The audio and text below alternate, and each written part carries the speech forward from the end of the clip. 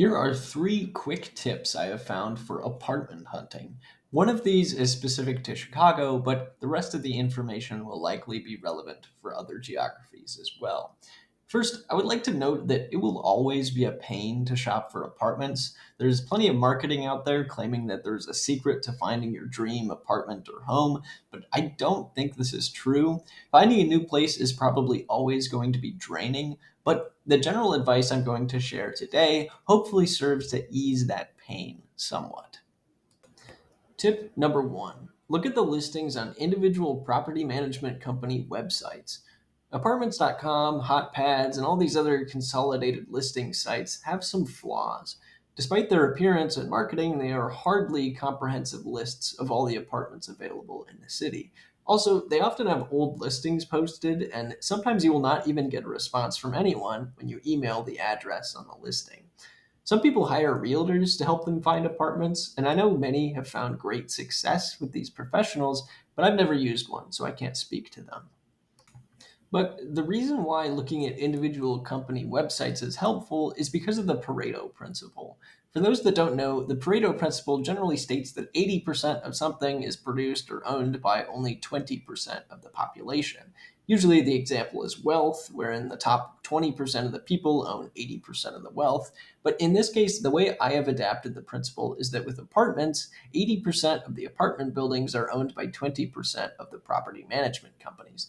80% is probably a bit of a stretch, but looking at a map of certain areas shows a domination of certain companies.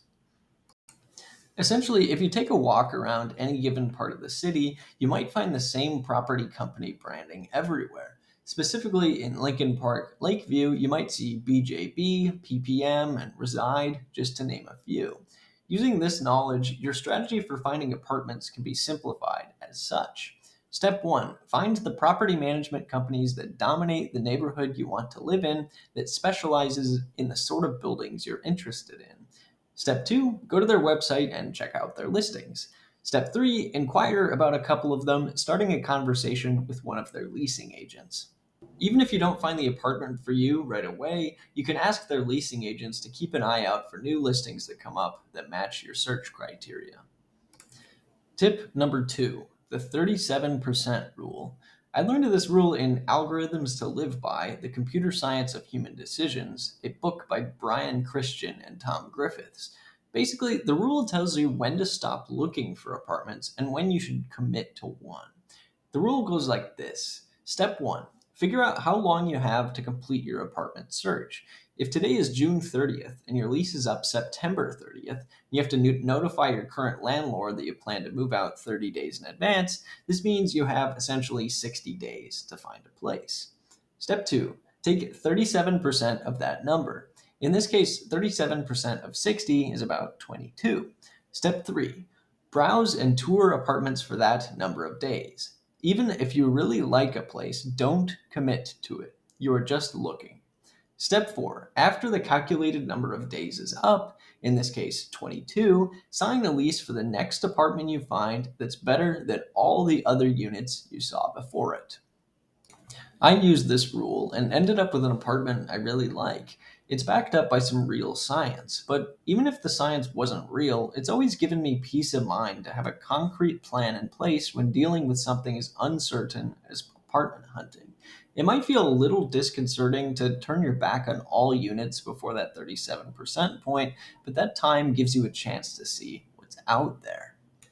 Tip number three, stay extremely organized and over communicate with leasing agents.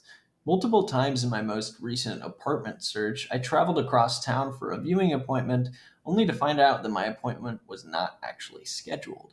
I'd say my experiences were about 50-50 my own fault due to lack of organization and clear communication versus their incompetence. I have worked with some very good leasing agents, but even then, you need to be very explicit about dates, times, apartment details, etc. Especially when you've inquired about 15 different units that day, everything blends together. Make a spreadsheet, take notes, and never assume that the person you're working with has done their due diligence. Hopefully, these three quick tips can help make your next apartment search a little less painful. Thanks for watching.